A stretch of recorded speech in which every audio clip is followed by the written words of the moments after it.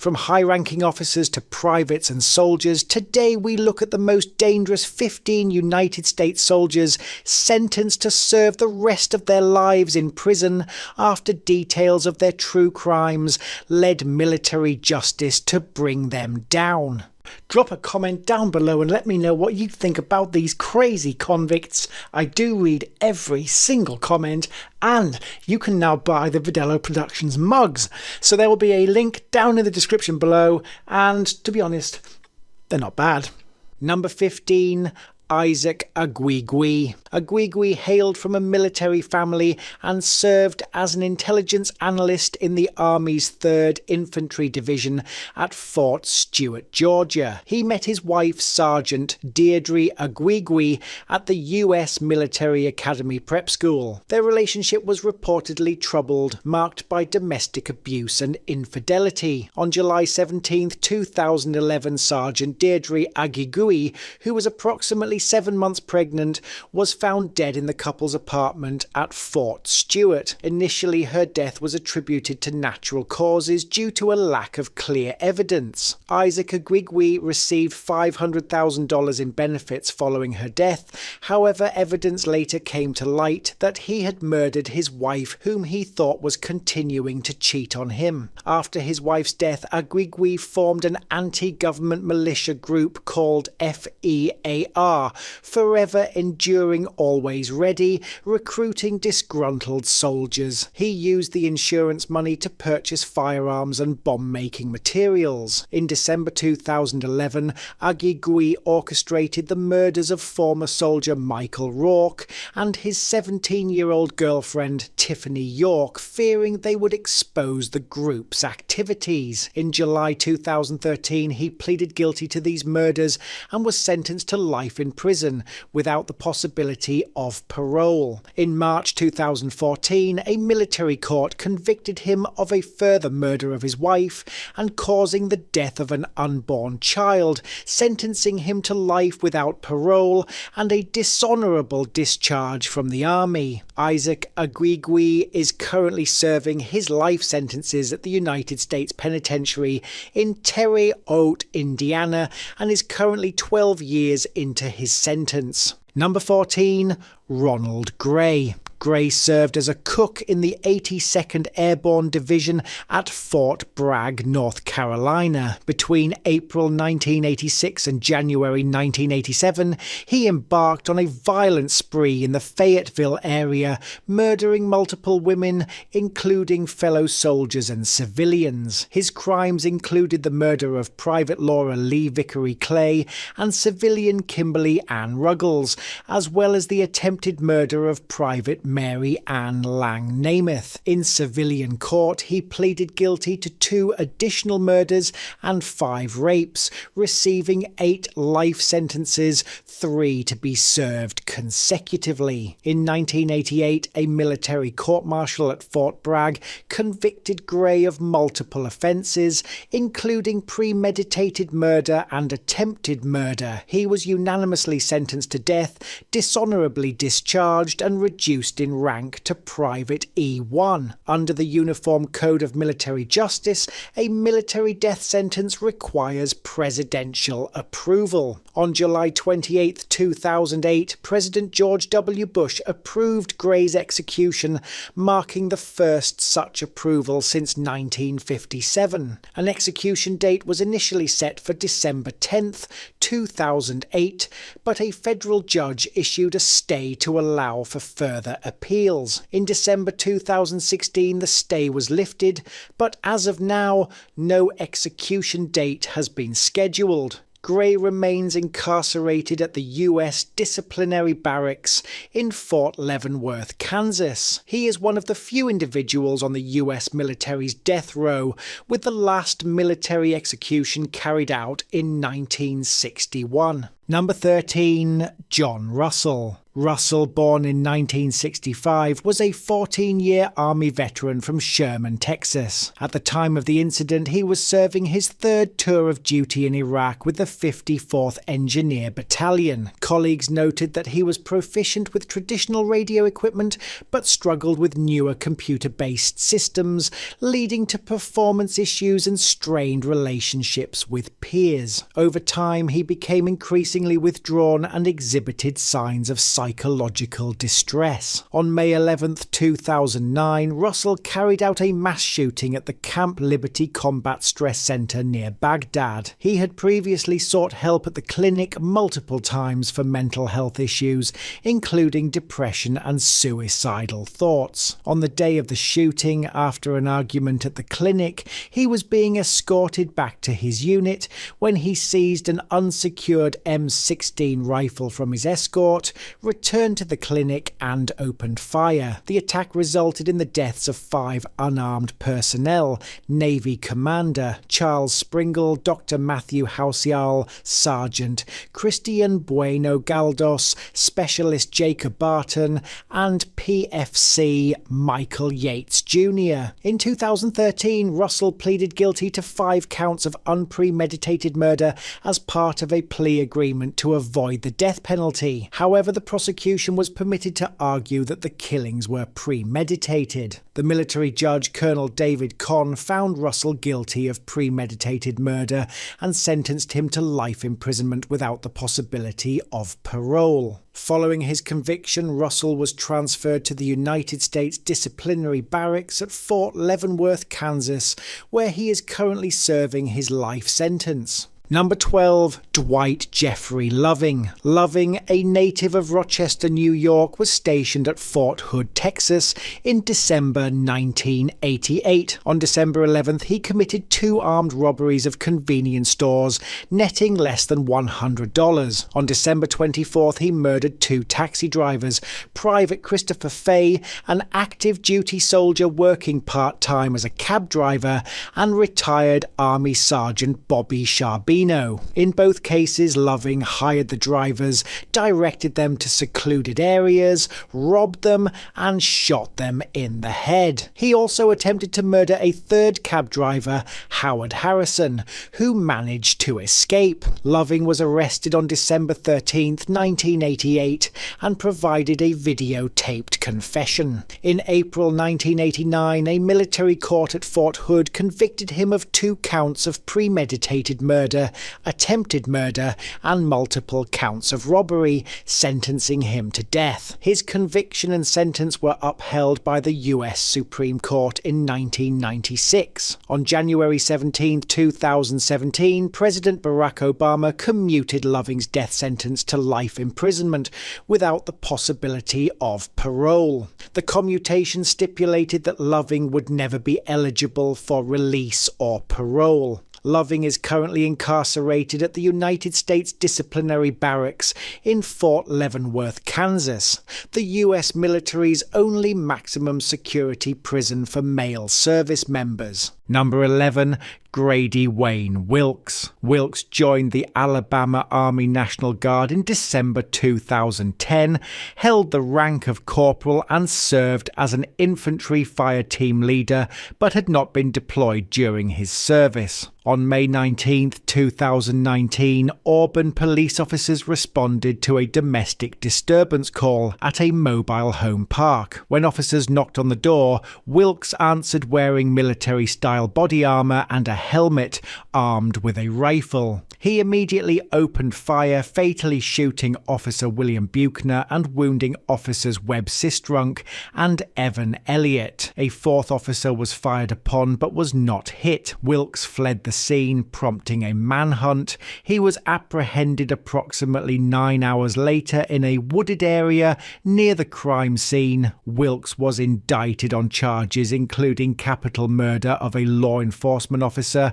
3 counts of attempted murder, and domestic violence. He pleaded not guilty by reason of mental disease or defect. In August 2023, a Lee County jury found Wilkes guilty of capital murder and 2 counts of attempted murder. Although prosecutors sought the death penalty, the jury sentenced him to life imprisonment without the possibility of parole. Wilkes is currently serving his life sentence in an Alabama state prison. Specific details about his exact location within the prison system have not been publicly disclosed. Number 10. Ulysses Moore Ramirez. Moore Ramirez served as a construction engineer with the 1st Engineer Brigade at Fort Leonard Wood, Missouri. Between 2013 and 2014, he exploited his position to commit heinous crimes across the United States. His actions came to light when a parent in Sioux City, Iowa, reported suspicious online interactions to local authorities,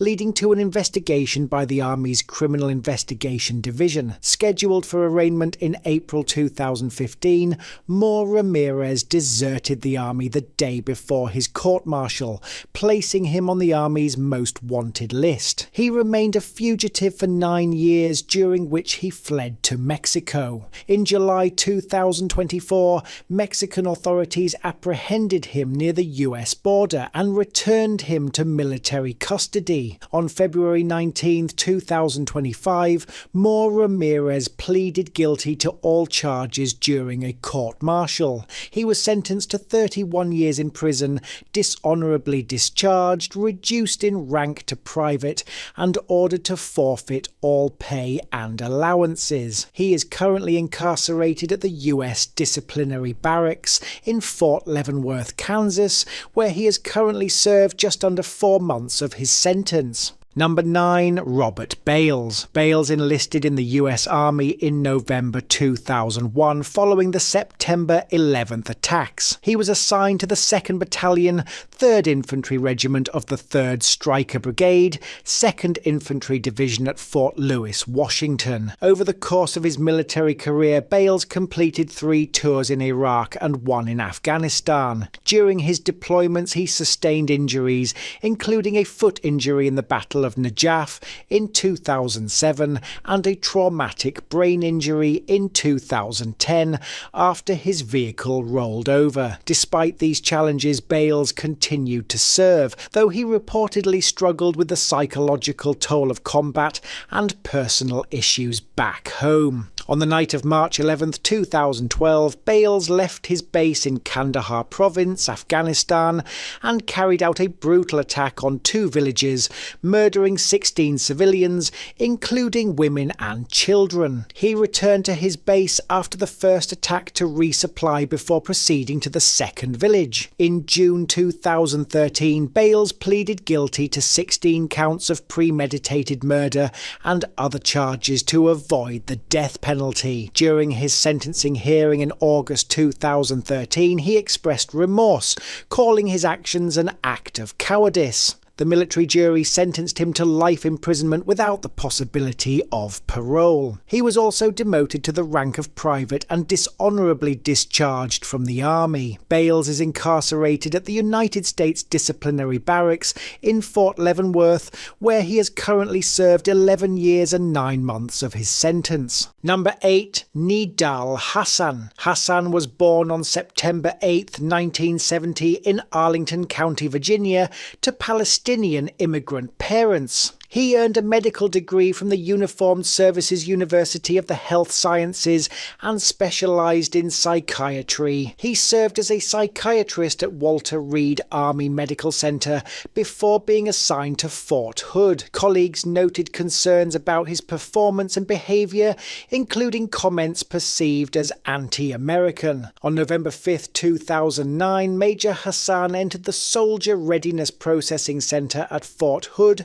and opened fire, killing 13 people and wounding 32 others. He used an FN-57 pistol and carried a Smith & Wesson .357 Magnum revolver, though the latter was not used. Hassan was shot by responding officers, resulting in paralysis from the chest down. In August 2013, a military jury convicted Hassan of 13 counts of premeditated murder and 32 counts of attempted premeditated premeditated murder. He was sentenced to death and dismissed from the army. Hassan represented himself during the trial and expressed no remorse, stating that he had switched sides and considered himself a mujahideen waging jihad against the United States. Hassan is incarcerated at the United States Disciplinary Barracks in Fort Leavenworth, Kansas, where he has currently served 11 years and 9 months. As of April 2025, the US Supreme Court denied his final appeal, clearing the way for an execution warrant to be signed by the president. However, executions in the military justice system are rare and can be delayed for years due to the lengthy appeals process. Number 7. William Kreutzer. Kreutzer enlisted in the US Army in February 1992 and was assigned to the 325th Airborne Infantry Regiment of the 82nd Airborne Division. He served in the Sinai Peninsula as part of a United Nations peacekeeping mission in 1994. During his service, Kreutzer exhibited signs of mental health issues, including depression and violent ideation. Despite these warning signs, he was promoted to sergeant and continued to have access to weapons. On October 27, 1995, Kreutzer opened fire on a morning physical training formation at Towell Stadium on Fort Bragg. Using a semi-automatic rifle, he killed Major Stephen Badger and wounded 18 other soldiers. The attack was premeditated, and Kreutzer had previously expressed intentions to harm fellow soldiers, even informing a colleague of his plans the night before the shooting. In 1996, Kreutzer was convicted of premeditated murder and 18 counts of attempted murder, receiving a death sentence. However, in 2005, the Army Court of Criminal Appeals vacated his death sentence, citing ineffective assistance of counsel and failure to adequately present evidence of his mental health issues during the original trial. In March 2009, as part of a plea agreement to avoid the death penalty, Kreutzer pleaded guilty to 1 count of premeditated murder, 18 counts of attempted murder, and other related charges. He was sentenced to life imprisonment without the possibility of parole, reduced in rank to private, dishonourably discharged, and ordered to forfeit all pay and allowances. Currently incarcerated at the United States Disciplinary Barracks in Fort Leavenworth, where he has served 16 years and 2 months of his sentence. Number 6. Hassan Akbar. Born Mark Fidel Cools on April 21, 1971, Akbar legally changed his name after converting to Islam. He earned an engineering degree from the University of California, Davis, and enlisted in the US Army in 1998. Assigned to the 326th Engineer Battalion of the 101st Airborne Division, Akbar initially performed well, earning the Good Conduct Medal and the Army Service Ribbon. However, over time, his superiors noted behavioural issues, including isolation and talking to himself, leading to his removal from leadership positions and exclusion from deployment into Iraq. On March 23, 2003, during the early stages of the US invasion of Iraq, Akbar launched a premeditated attack on fellow soldiers at Camp Pennsylvania in Kuwait. He threw 4 hand grenades into tents where soldiers were sleeping and then opened fire with his rifle. The assault resulted in the deaths of Army Captain Christopher Seifert and Air Force Major Gregory Stone, and injured 14 others, primarily from grenade shrapnel. Akbar was tried by a general court-martial at Fort Bragg, North Carolina in 2005. He was convicted of 2 counts of premeditated murder and 3 counts of attempted premeditated murder. The military jury sentenced him to death, marking the first time since since the Vietnam War that an American soldier was convicted of murdering fellow soldiers during wartime. Akbar's defense argued that he suffered from mental health issues, including paranoia and sleep disorders, and had a history of abuse. Despite these claims, the conviction and death sentence were upheld by the Army Court of Criminal Appeals in 2012 and the United States Court of Appeals for the Armed Forces in 2015. As of June 2025, Akbar remains on death row at the United States Disciplinary Barracks in Fort Leavenworth, Kansas. Number 5. Ryan Gibson Anderson. Born in 1978 in Everett, Washington, Anderson graduated from Washington State University in 2002 with a Bachelor of Arts in History, focusing on Middle Eastern military history. He converted to Islam during college, adopting the name Amir Abdul Rashid. Anderson enlisted in the Washington Army National Guard in 2002, serving as a tank crewman with the 81st Armoured Brigade. He held the rank of Specialist E4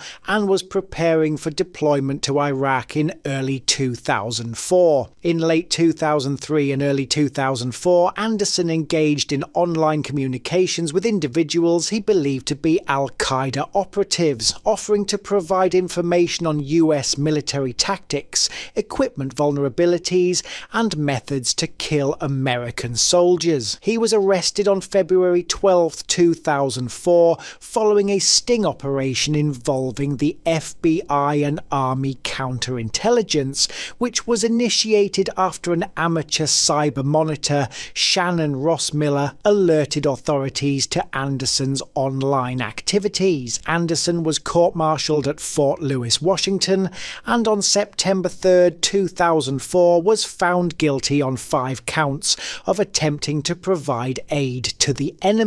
He was sentenced to life imprisonment with the possibility of parole, demoted to the rank of private, and dishonourably discharged from the Army. During the trial, his defense argued that he suffered from mental health issues, including bipolar disorder and Asperger syndrome, which influenced his actions. Anderson is currently incarcerated at the United States Disciplinary Barracks in Fort Leavenworth, where he is currently eligible for parole, having served 20 years and 9 months of his sentence, although no parole hearing has been scheduled as of yet. Number 4. Maliek Kearney. Stationed at Fort Jackson, South Carolina, Kearney's wife, Carlin Ramirez, was assigned to Fort Meade, Maryland. The couple had a 4-month-old daughter and had recently separated, with Carlin Ramirez obtaining a protective order through the Army, prohibiting all contact between her and Kearney. On August 24, 2015, Kearney travelled from South Carolina to Severn, Maryland,